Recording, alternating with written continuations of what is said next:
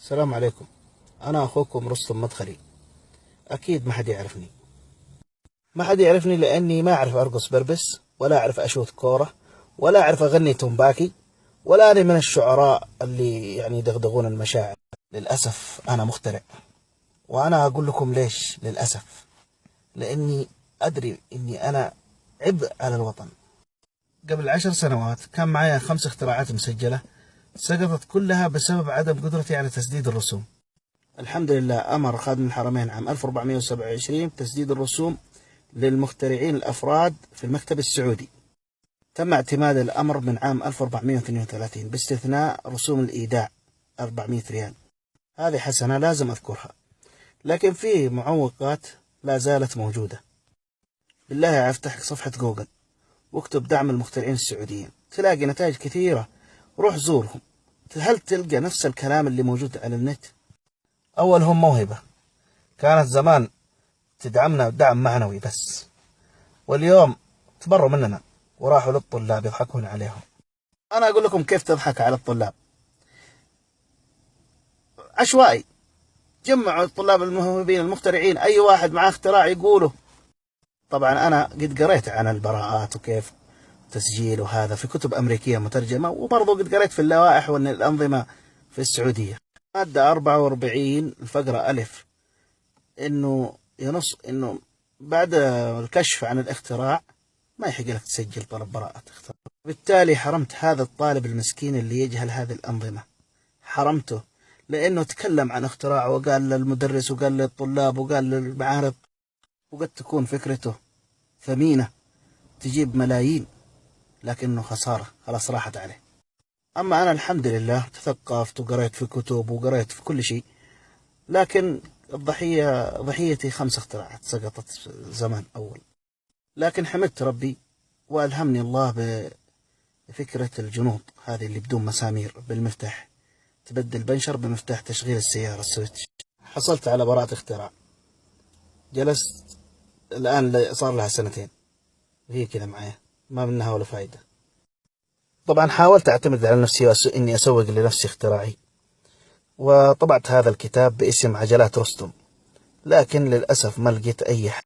اكتشفت أن التجار عندنا مش صناعيين، بس يبغى يستورد شيء جاهز. قررت أسافر الصين، فبس أيامها كنت موظف في وزارة الشؤون الإسلامية والأوقاف. بعد الاستخارة طبعا قدمت استقالة من العمل وسافرت الصين، وقلت أدرس على حسابي سنة لعلي أحصل على بعثة هناك. جت موافقة للدراسة على حسابي الخاص بعد ما تخرجت من اللغة الصينية بعد سنة. طبعا رجعت هنا لقيت القرارات تغيرت، وزير جديد استلمها بضعة أشهر، قرر قرارات من عنده حرمني أنا وحرم كثير من المبتعثين يدرسون على حسابهم من الحصول على بعثة.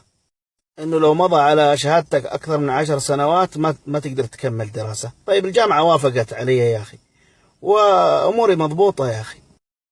أمري إلى الله وجلست أحاول أروح وأجي لعلي أحصل على داعم، وسجلت اختراعات جديدة. من ضمنها هذه الفكرة، فكرة عملية مجربة سميتها كاشف، قدمتها لرئيس هيئة مكافحة الفساد. بصراحة رئيس هيئة مكافحة الفساد كان طيب جدا وتعامله معي رهيب، ولاحظت منه أنه استبشر بالفكرة وعجبنه كثير. طبعا الكلام هذا قبل 15 يوم. قد اتصلوا علي وقد سألوني كذا بعض الأشياء، وقالوا إنهم بيتصلون علي. أتوقع إنهم يبغون يستدعوني. قررت إني ما أرجع الديرة وأجلس في الرياض، بحيث إنه لو اتصلوا علي استدعوني أكون أجيهم على طول من قريب. وبرضه استغلت الفرصة بخصوص اختراعاتي. في هذه الفترة سجلت اختراع جديد وقلت أبغى أصممه هنا في المخارط. هو عبارة عن غطاء حق غرف التفتيش في الشوارع، غطاء مختلف تماما عن الأغطية الحالية، لأنه قابل للتكيف على مستوى سطح الشارع. عادة عندما يكون في سفلة جديدة فوق الشارع يهبط الغطاء فيصبح حفرة. فأنا صممت هذا الاختراع بحيث أنه يركب عليه المفتاح هذا وتدوره فيرتفع قابل للرفع فيتوازن على مستوى الشارع. عندي اختراعات أفضل من هذا بكثير شغال عليها، لكن الآن أنا شغال على هذا الاختراع، أبغى أصمم نموذج له، ومعايا مهلة من تاريخ تسجيل الاختراع، معايا مهلة 12 شهر أقدر أسجل فيها طلب دولي في أي دولة حول العالم. إذا سجلت اختراعي في هذه الفترة في أكثر من دولة في دول متقدمة، أقدر أسوقه للشركات العالمية. التسجيل الدولي في أكثر من دولة مكلف، يعني أكثر من 100,000 تقريبا، وأنا بالله من فين أجيب هذا المبلغ؟ والمصيبة والكارثة لما أنا أكون معي أكثر من اختراع، بالله كيف أقدر أدعم نفسي بنفسي؟ أنا أعجز أسدد 400 رسوم، أقعد فيها شهر وشهرين علشان أقدر أوفرها. بالله كيف أقدر أسجل 100,000؟ الآن اختراع بنتي الصغيرة عمرها 10 سنوات جايبة فكرة، والله ما شاء الله عليها، أحسن من اختراعاتي كلها. جاهزة الفكرة، جاهزة للتسجيل، صلحتها صممت كل شيء، ما عاد باقي إلا 400 هذه أنا حاطة يدي على خدي. أيضا تسجيل الدولي وتصميم النماذج للاختراع والتسويق، من فين أجيبها؟ من فين أدبرها؟ والله لو بيتي ملكي لحالي كان قد بعته، ولو هذا السيارة ملك ما هي نظام إيجار كان قد بعتها. والله وما أقول هذا الكلام إني أنا محتاج فلوس، والله لو محتاج من حد فلوس ولا أتشحت، الحمد لله أنا من عائلة كريمة ومحترمة، أقدر أوفر، وعشان فلوسي تكفيني هذا أنا الحمد لله أرقد داخل سيارتي وأتغسل في حمامة المسجد من يوم ما جيت الرياض، والله يغنيني عن فلوس الناس.